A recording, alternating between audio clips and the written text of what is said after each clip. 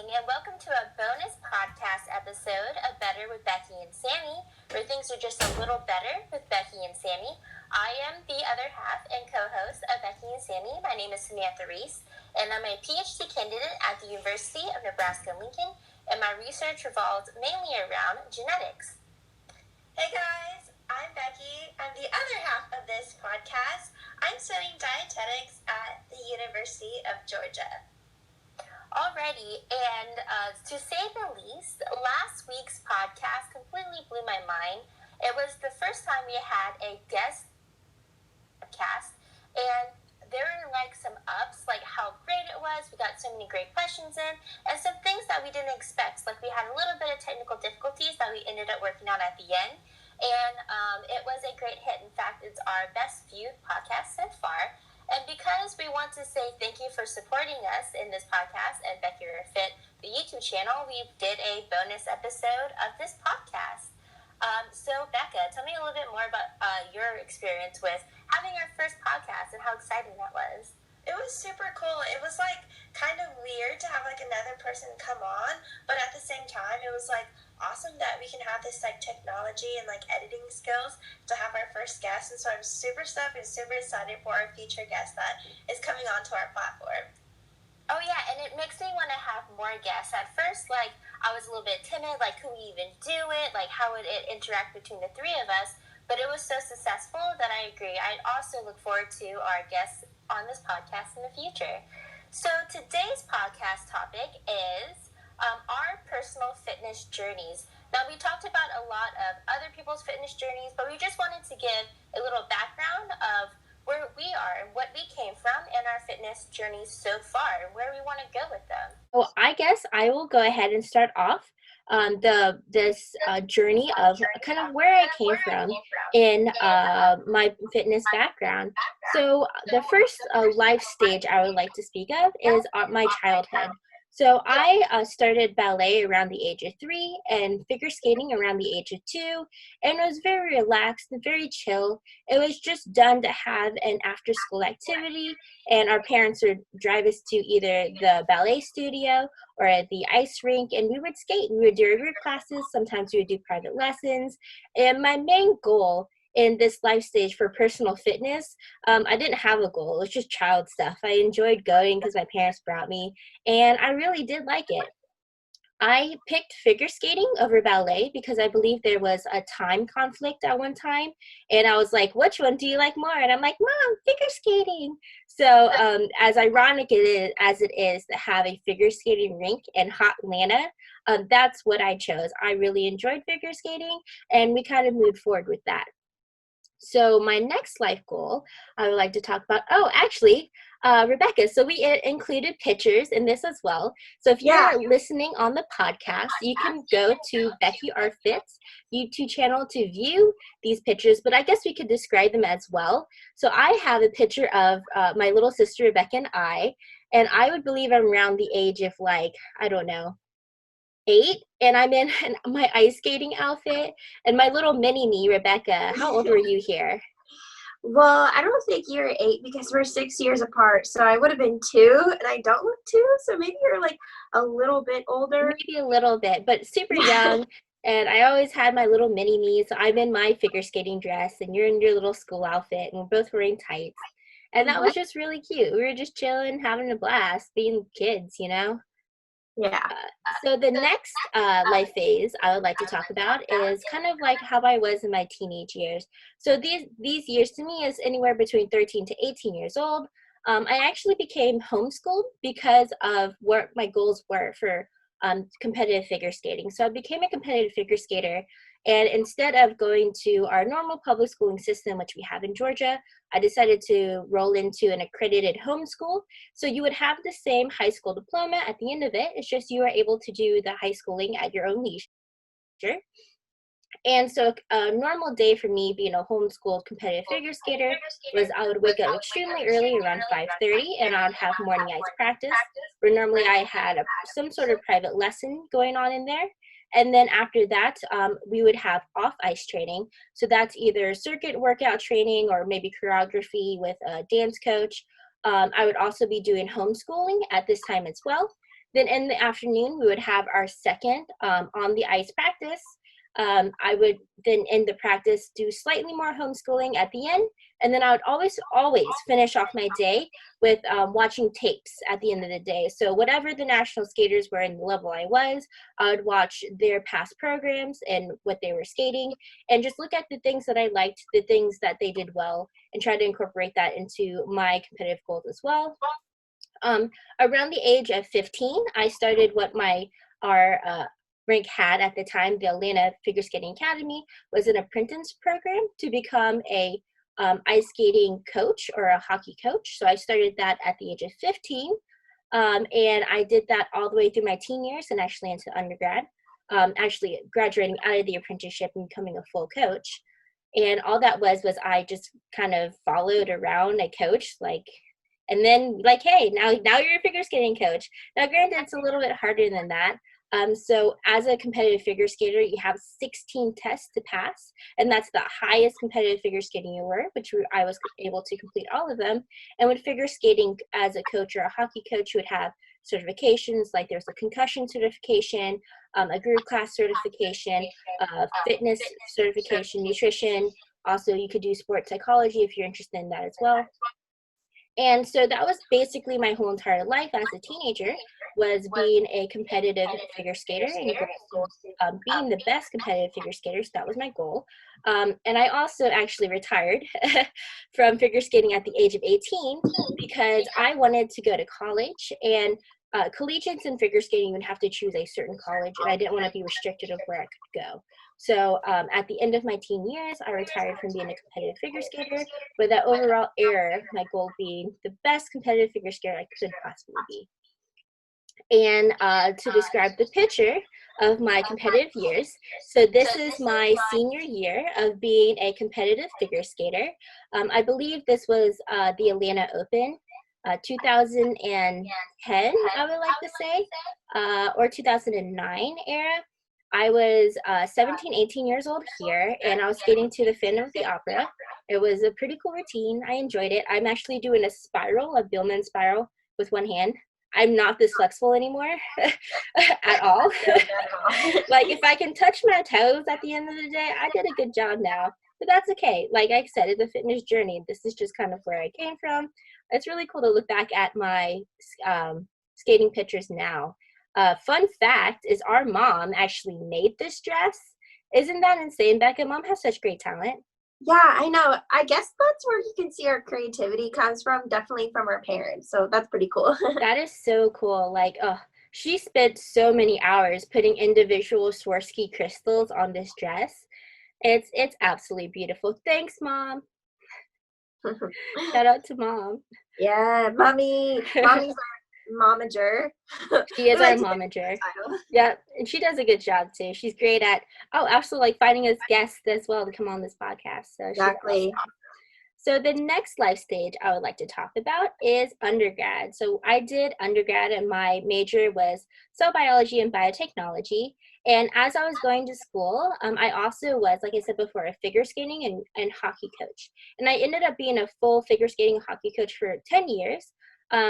And with my personal fitness journey, it was the first time I get to really discover personal fitness. So I wasn't in a training program anymore. I wasn't a child, so I didn't have to think about it. So the first time I really started going to the school gym because I wanted to go. And this was roughly about 4 times a week. I would go to the gym, and it would just kind of be like, oh, this is something new. It's something fun. I want to explore it a little bit more. Around this time, I started also using calorie apps and calorie calculators, but it was something I wasn't I dipped into. I didn't like the app, whatever, it's fine. Nothing really too obsessive about it. And during this time, my life goal, I would say, it was an introduction into personal fitness. I wanted to learn more of it. I was a sponge. I wanted more everywhere I went.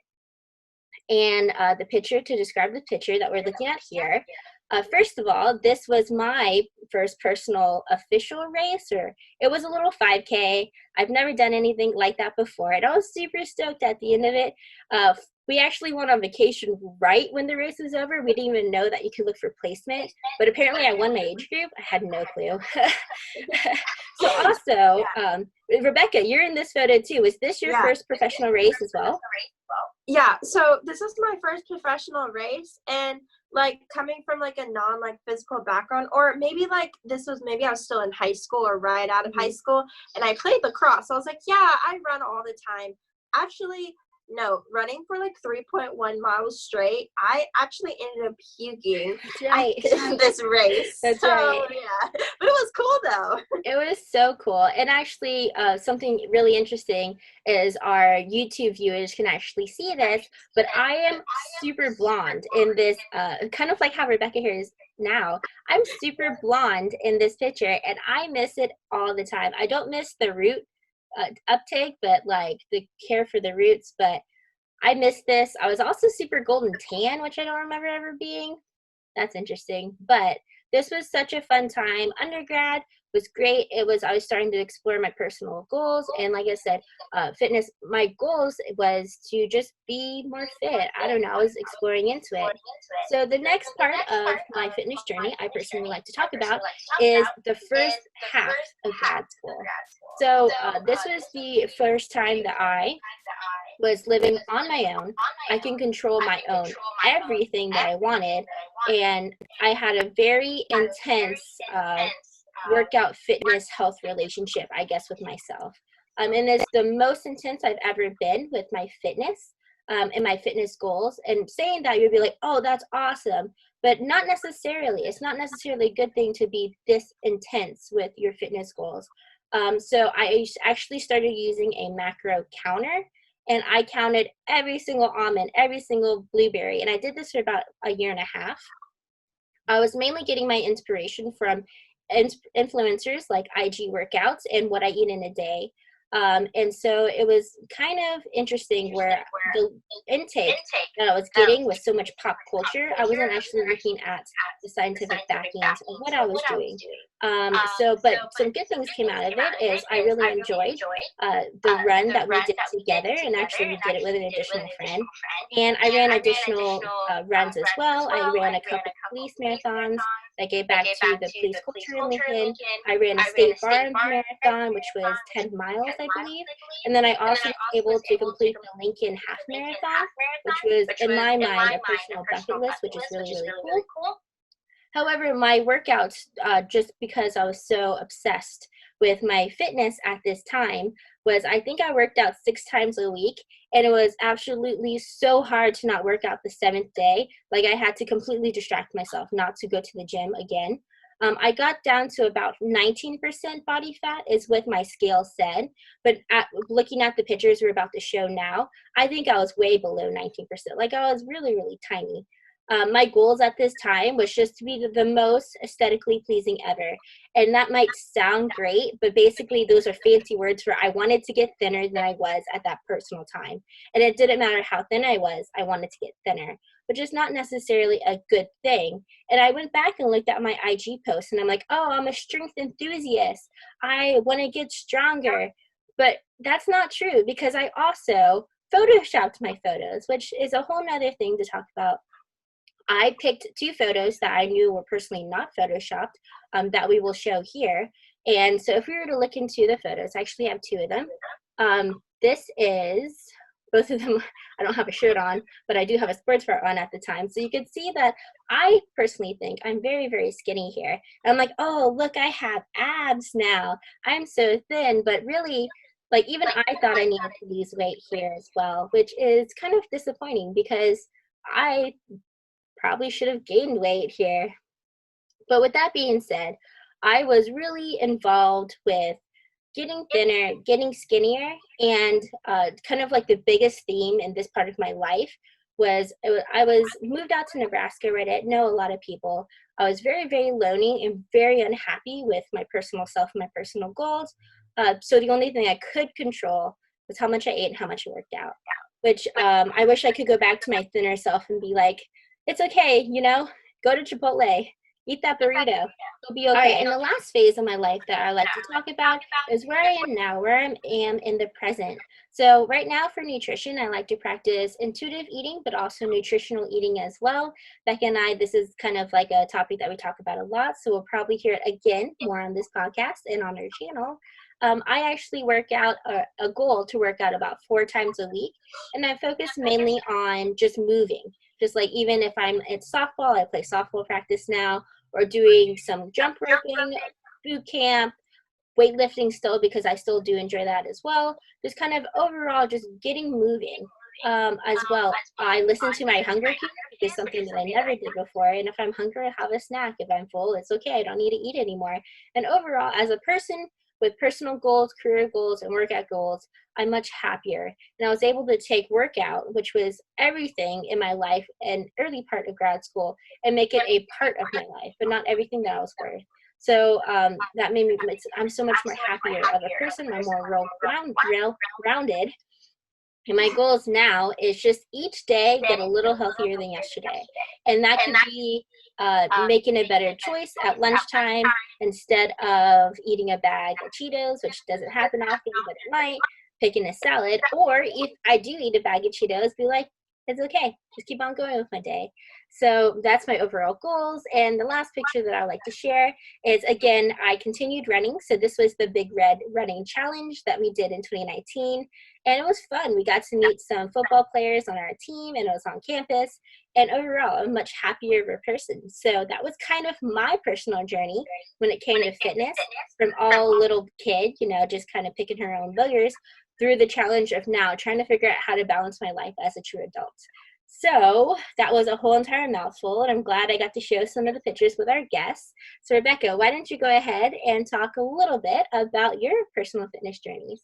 Yeah, so a couple of points before I start talking about mine is I really liked how, since we grew up as sisters, that we kind of have like similar childhoods in the way that we view food and just our overall body positivity.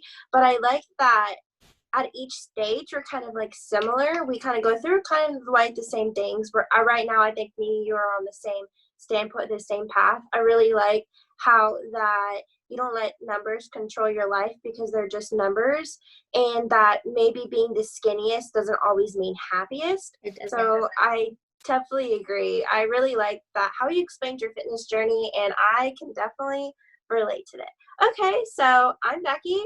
I am 22 years old. And me and Sammy kind of have the same fitness journey as we talk about it. Ever since I was a young girl, I've always had this in the back of my mind that I compared myself to every single girl around me. And if I was the biggest or the skinniest one, and always in the back of my mind, I've always was like, I need to get tinier. But looking back at my photos, what was I thinking? Yep. Okay, so let me talk a little bit about my childhood. Like Sam, I did 2 sports. I did gymnastics and ice skating, but due to time restraints and also that Sam was the older one and she got to pick the sport that we did. So I loved tumbling, but I ended up doing ice skating like my sister.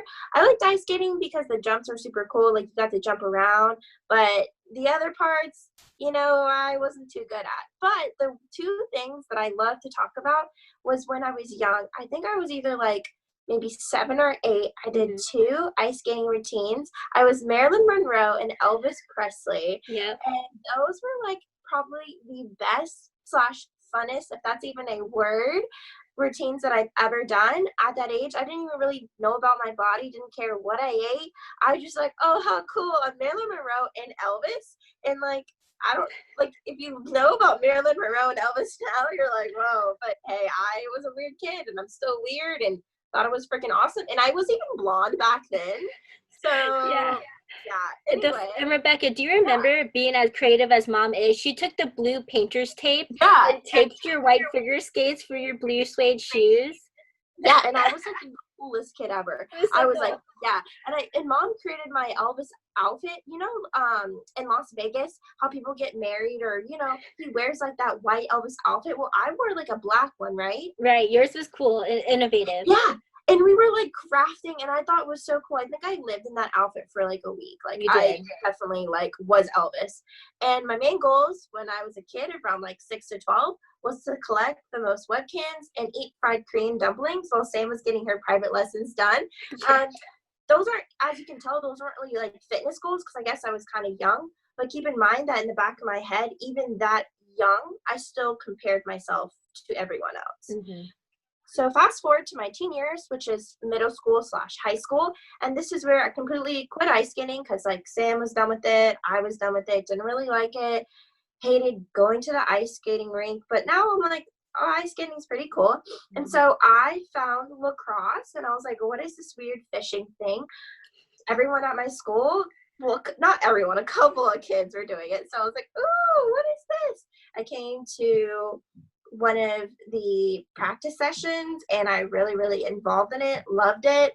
And that is where I made the majority of my friends. And friends' influences and the people who are around you have a really big impact on how you eat. And at this age, I was like, I'm tired of being the biggest girl, which I don't know where I got that in my mind. But as you can say, maybe it was social media. I don't know. Anyway, maybe it's the age that I'm very impressionable. And so I would literally like cut my meals down into like fourth and I would make sure that I would chew everything and just like not really eat. And I have one of the photos of me. It's me down in Destin. Mm-hmm. And if you like look at me, I thought I was like super, super big and just like didn't like, okay, one of my biggest insecurities is my bust size. And if you look at that, you're like, Becca, what? Like you're an adolescent, you're a child, like right. Mosquito bites, like I don't even think they're non-existent, but I thought that I was like huge. But not saying that being huge is bad. Personally, I thought that, but at the age of middle school, that's just crazy.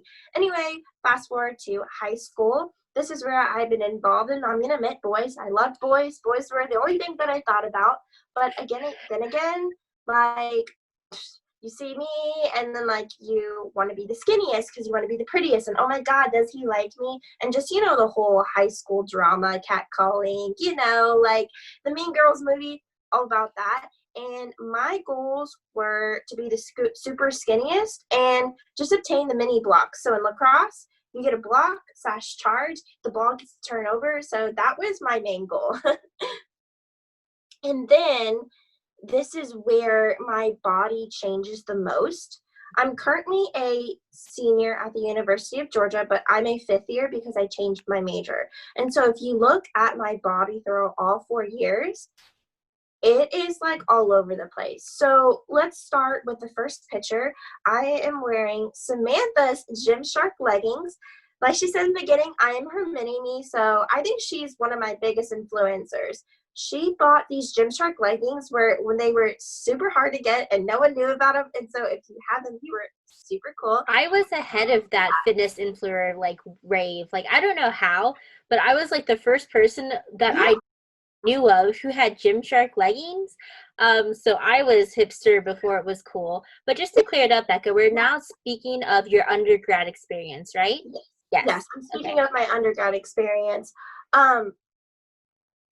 All I gotta say about those leggings is camel.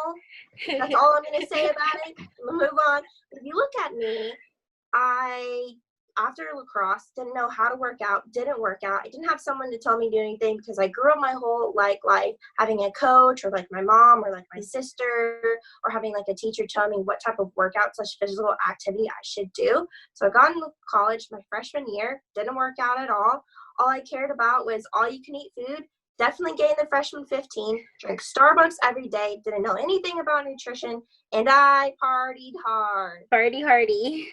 I drank so many club sodas that, like, you know, I just was really influenced just by the culture. So I guess you could say my environment has a really big impact on me. So Sam started her fitness journey. This is when she got into doing the weightlifting class in her college, and she just knew about it. This is when she started using the fitness trackers / calorie trackers, and so I would like look at Sam and be like, yo, like I want to be like her. Yep. So I adapted the calorie trackers because she got a Fitbit and it showed her all many calories that she burned. So I begged mom and dad, finally got a Fitbit, and I just like wanted to be like Sam, and so she was very impressionable on me. But at this time, I was in a major in a school that wasn't for me. Mm-hmm. And I'm not saying it's not for anyone else, but it wasn't for me. Didn't really like it at the time, didn't really have that many friends, but I turned to working out / a gym, who was basically my only friend.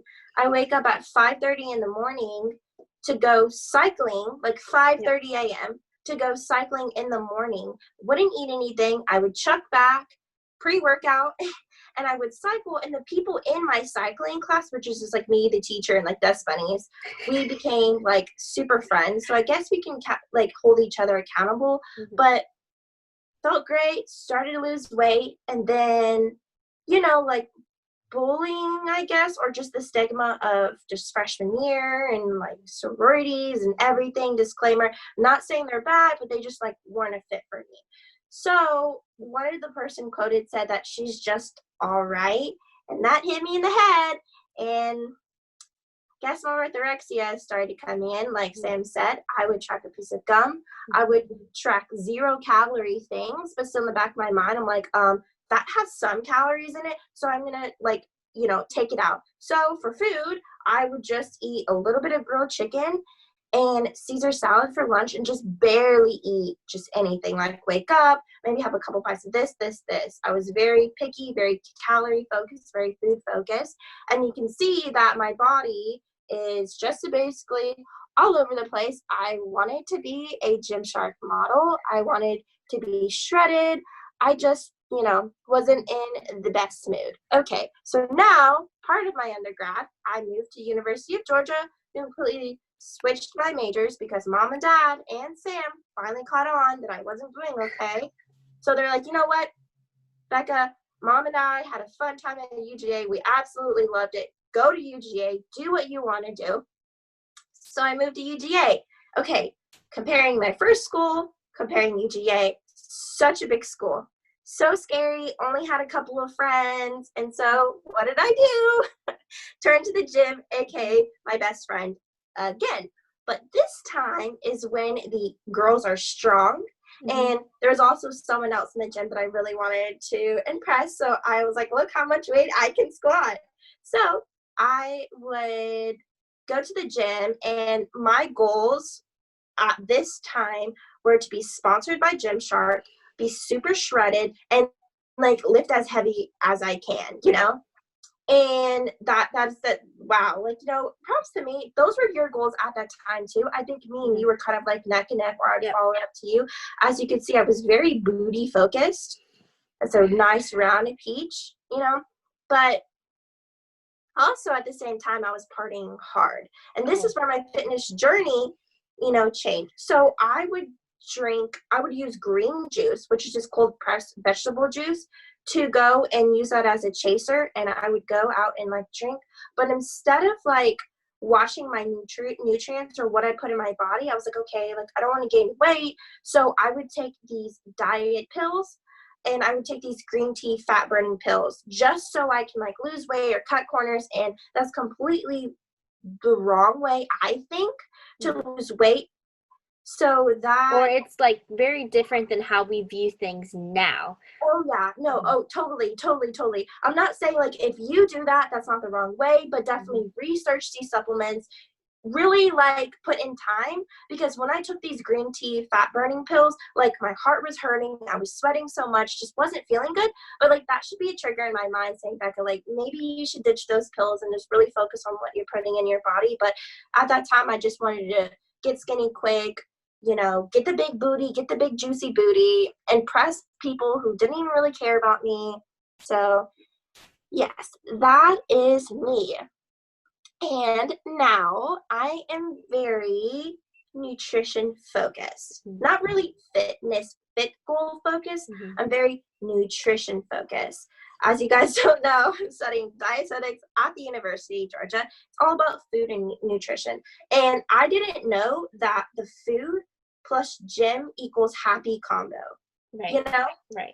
And now I don't really have a goal in mind of what my body wants to be. I'm very body positive, very food positive. I want my view of food to be very positive.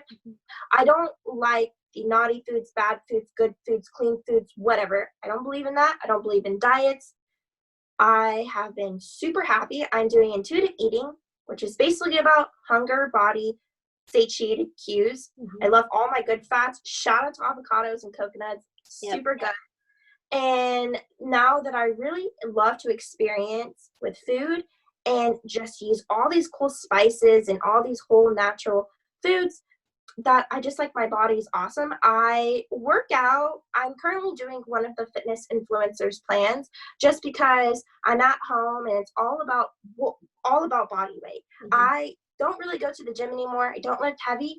I'm all about the body weight / high intensity workouts. I use dumbbells here and there, but more about like toning, just getting moving in general. My mom and I love to wake up in the morning and walk about 2 miles about 6 days a week just to get our hearts pumping, set our day in a positive mood. I write down everything that I'm grateful for in my gratitude journal, and I don't want to lose weight anymore. And the funny thing is, in the back of my mind, I don't compare my happy, just super very focused on my career and graduation and dietetics, and I can say that I am the happiest now. Not saying I'm the skinniest now or the biggest now, but I'm very comfortable in my body, and I'm just, I love everything about nutrition and the way that I am going now. Well, that's really good, Becca. And I do see so many parallels when it comes to you and I with our fitness journeys. Even if we are 6 years apart, we seem to kind of like go hand in hand with our fitness journeys. And it definitely is a journey going from like all about fitness to now being more of a well-rounded, happier person. It's so good. And I really hope we can continue this journey we have through food and fitness together. That'll be super cool. I'm looking forward to it. And so to wrap up today's podcast, it is a bonus podcast because we wanted to thank you guys so much for listening to us. We talked about our personal fitness journeys through different life stages of childhood, teenage, undergraduate years, postgraduate years, and where we currently are now. We went from very fitness influenced, trying to get very aesthetically pleasing, to put it in a nice way, to be more well-rounded, balanced, happier people. And I'm very happy for us. I can't wait to see where we go. And if you would like to view the pictures that we talked about today, again, you can see them on BeckyRFIt, Rebecca's YouTube channel. Thank you so much for listening to us. You can check us out on the links below to listen to our podcast. And if you are an essential worker, we would definitely like to give a shout out to you, as we do with every one of our podcasts. Thank you so much for working and everything you do for us as well. And please consider subscribing. We will see you guys in a little bit. All right, have a great week. Bye.